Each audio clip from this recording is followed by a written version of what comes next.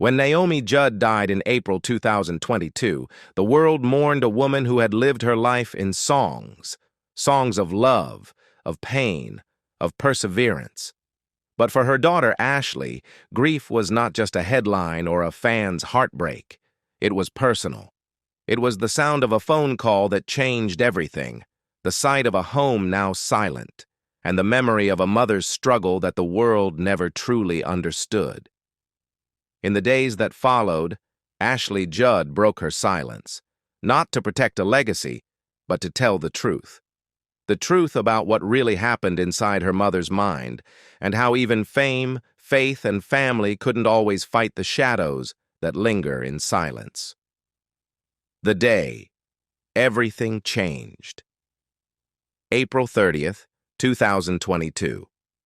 It was the day before Naomi Judd was set to be inducted into the Country Music Hall of Fame, a day meant for celebration, reunion, and pride.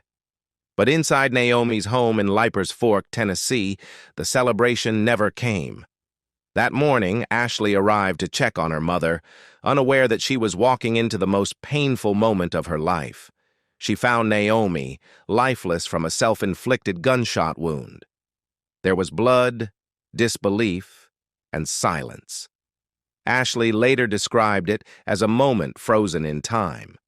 "I held my mother as she was dying," she told Diane Sawyer in her emotional interview on Good Morning America. "I needed to process the fact that I was with my mother's blood." It was not the kind of confession any daughter should ever have to make. But Ashley chose to speak because she wanted the truth to come from love, not from rumor. Just hours later, the world learned that Naomi Judd had passed away at 76. The official statement from Ashley and her sister Wynonna read, "Today, we sisters experienced a tragedy. We lost our beautiful mother to the disease of mental illness." That choice of words, the disease of mental illness, was deliberate. For Ashley, her mother's death was not an act of weakness, but the result of an illness that had haunted Naomi for decades. The next day, Naomi was posthumously inducted into the Country Music Hall of Fame. Wynonna stood before the crowd, trembling, while Ashley wiped her tears. "My mama loved you so much," Ashley said through sobs, "and I'm sorry that she couldn't hang on until today." It was a moment that broke hearts across the nation and began a much deeper conversation about grief, stigma, and what it means to truly understand mental health. The hidden pain Naomi carried.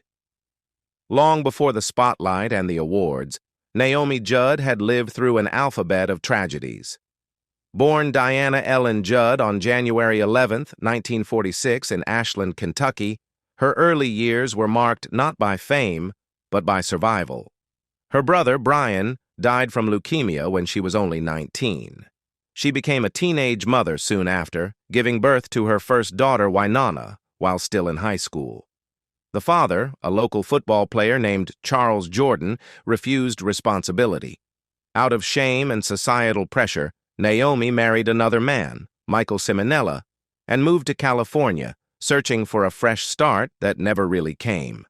Life was hard, and for a while it seemed impossible.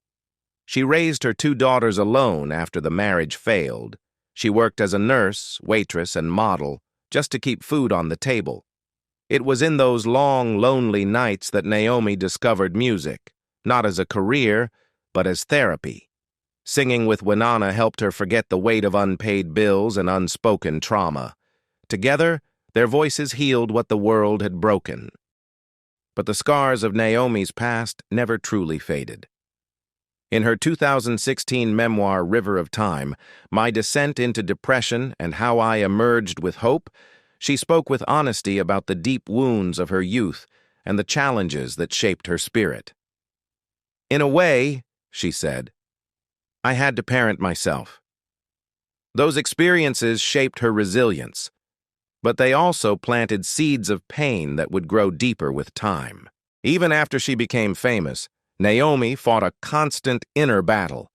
She had been raped, betrayed, and dismissed by men she trusted, and each new chapter of her life reopened an old wound. Depression was not a new enemy. It was an old one that had learned how to hide. And for decades, Naomi kept smiling through it all, mastering the art of appearing strong while breaking inside. To fans, she was radiant, a woman of grace, humor, and strength. But in private, her mental illness whispered cruel lies. The disease told her she wasn't enough, that she wasn't loved, Ashley later revealed. It physically hurt her brain. Those words shattered the illusion of glamour and revealed the truth behind Naomi's smile. Fame had made her visible, but it had never made her safe. The rise and the cost of fame. By the late 1970s, Naomi Judd had clawed her way out of poverty. She was a single mother, working as a nurse in Tennessee, still singing with her daughter Winona in their spare time. What started as small duets in church and community events soon caught the attention of Nashville producers. In 1983, with nothing more than a $30 cassette tape and determination, Naomi and Winona auditioned for RCA Records. To their astonishment, they were signed on the spot. The Judds were born, a mother-daughter duo who would redefine country music. Their chemistry was undeniable. Winona's deep, soulful voice carried power. Naomi's harmonies wrapped each song in tenderness. Together they embodied both the pain and hope of the American heartland. Within 2 years, they had multiple chart-topping hits. Mama, He's Crazy, Why Not Me, Love Can Build a Bridge, and Grandpa, Tell Me About the Good Old Days. They sold millions of records, won 5 Grammy Awards, and became one of the most beloved acts in country music history. But with success came a heavy price. Naomi's fame brought constant pressure, a schedule that never allowed rest, an image she had to protect, and the weight of being both a mother and a public figure. Behind the glittering gowns and standing ovations, she often went home feeling hollow. She later admitted that while the world saw glamour, she saw exhaustion and loneliness. "I could hear thousands of people cheering," she wrote, "but sometimes I still felt invisible." The strain also took a toll on her relationship with Winona. Working and touring together blurred the line between mother and manager, between family and fame. Arguments over music, money, and independence began to surface. Naomi was protective, sometimes controlling, and Winona wanted freedom. Their fights were intense, but so was their love. Winona would later say, "We argued like any mother and daughter, but we also healed through the music." Then, in 1991, at the peak of their career, Naomi stunned the world by announcing her retirement. Doctors had diagnosed her with hepatitis C, a life-threatening liver disease she had contracted years earlier from an infected needle while working as a nurse. She was given just 3 years to live. The farewell tour that followed was emotional and unforgettable, a nationwide goodbye. When it ended, Naomi disappeared from the stage and the spotlight dimmed. For the first time in years, she was forced to face herself, without applause, without distraction, and without escape. But instead of dying, Naomi survived. By 1998, she had beaten the disease after experimental treatment with interferon. Yet while her body recovered, her mind never fully healed. She had faced death once and survived, but the depression that followed became its own kind of illness. The darkness returns. When Naomi Judd overcame hepatitis C in 1998, it felt like a miracle. Doctors had once given her 3 years to live, yet she emerged healthy and full of purpose. She wrote books, launched a skincare line, hosted talk shows, and even acted in films. To the public, it looked like a second chapter, a rebirth. But inside, Naomi was sinking again. The spotlight that once gave her meaning now magnified her pain. In her memoir, River of Time, she revealed the truth. The depression never left. It was a quiet visitor, always waiting for a moment of weakness. Even at her most successful, Naomi would wake up in despair. "I would sit on the couch for days," she wrote. "I didn't move, I didn't speak, I just existed." Medication helped for a time, but the side effects, tremors, facial swelling, hair loss, stole pieces of her confidence. Therapy sessions turned into lifelines. Still, there were days when she felt the illness whispering in her ear, telling her she didn't deserve to be here. Naomi became a public advocate for mental health awareness, even as she continued to battle her own demons. She spoke at conferences, joined fundraising events for the National Alliance on Mental Illness, and co-wrote letters urging society to study suicide prevention more seriously. In interviews, she said, "Depression is a disease of the brain. It's not your fault. It's not weakness." Her courage inspired thousands. But it also came from pain too deep to ignore. Ashley Judd, her youngest daughter, was one of the few who saw the full scope of her suffering. The actress had long shared a close bond with her mother, especially after enduring her own struggles with trauma and mental health. Ashley once said that her mother's pain was invisible but powerful, like gravity. When Ashley suffered a near-fatal accident in the Congo in 2021, it was Naomi who nursed her back to health. The two women, each scarred by their pasts, found comfort in caring for each other. But for Naomi, even caregiving couldn't silence the darkness. She called it the storm. It would come without warning, leaving her paralyzed with anxiety and guilt. Sometimes she couldn't sleep, sometimes she couldn't get out of bed. Her husband, Larry Strickland, and her daughters did everything they could: therapy, medication, prayer. Yet as Ashley later admitted, the disease lied to her. It told her she wasn't loved. It told her she was a burden, Ashley's breaking silence. In the days after Naomi Judd's death, the world mourned through headlines. But for Ashley Judd, grief wasn't something to perform. It was something to survive. Reporters swarmed, cameras flashed, and speculation spread like wildfire. Was it suicide? Was it sudden? Was there a note? Ashley knew that silence would only invite more cruelty. So, just 2 weeks after her mother's passing, she made the hardest decision of her life: to speak publicly about what had happened.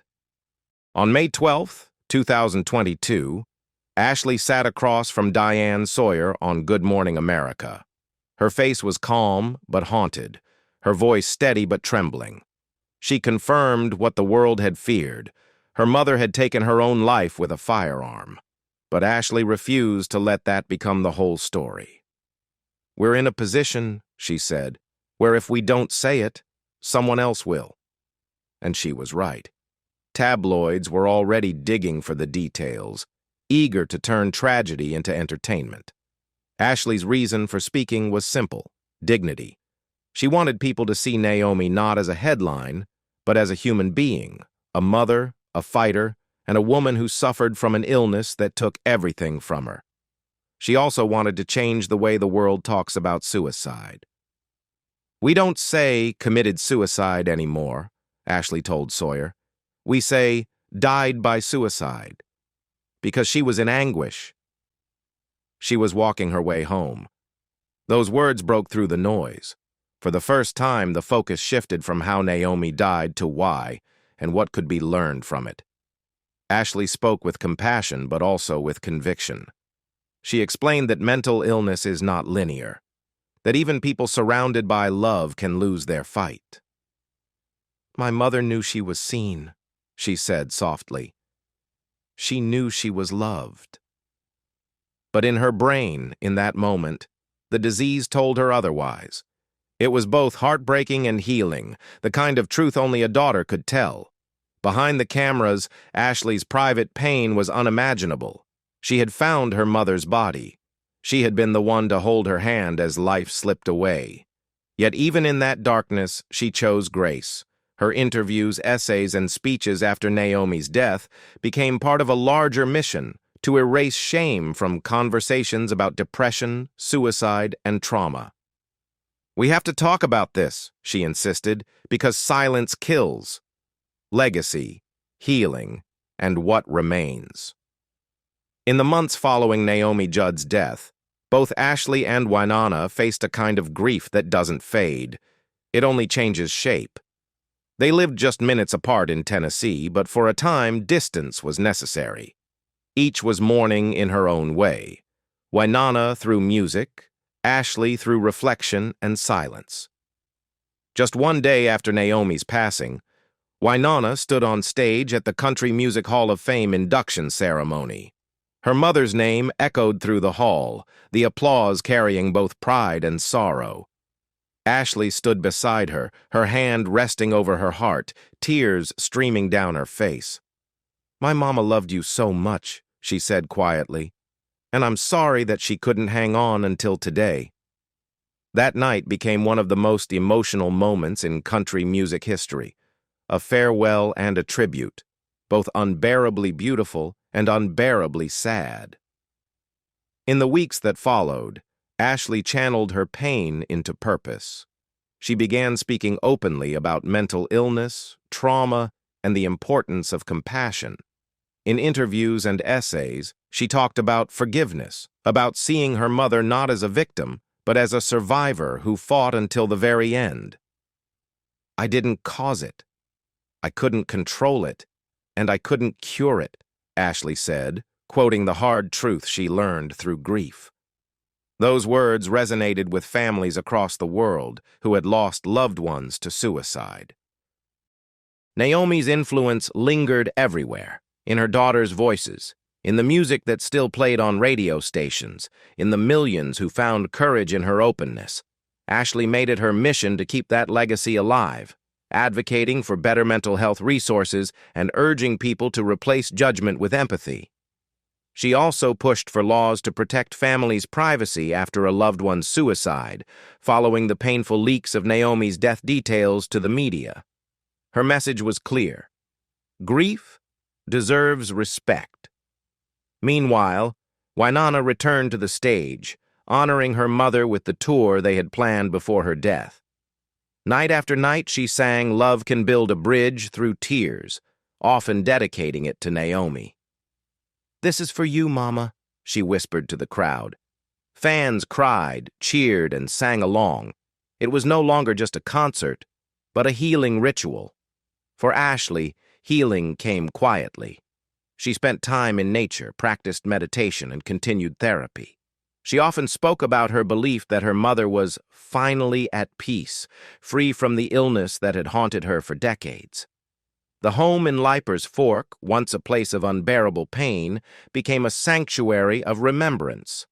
Ashley filled it with Naomi's photographs, handwritten lyrics, and little notes, reminders of the woman who had been both her greatest teacher and her deepest wound. Naomi Judd's life reminds us that even those who shine the brightest can still fight battles we'll never see. Through her daughter's courage, the truth was finally spoken, not to reopen wounds, but to help others heal. Ashley's voice turned grief into purpose, showing that love doesn't end when a life does. It continues, quietly, in the work we do and the compassion we give. What do you think was the most powerful lesson Naomi Judd left behind? Let us know in the comments below. And don't forget to like, share, and subscribe for more stories that honor the lives behind the legends.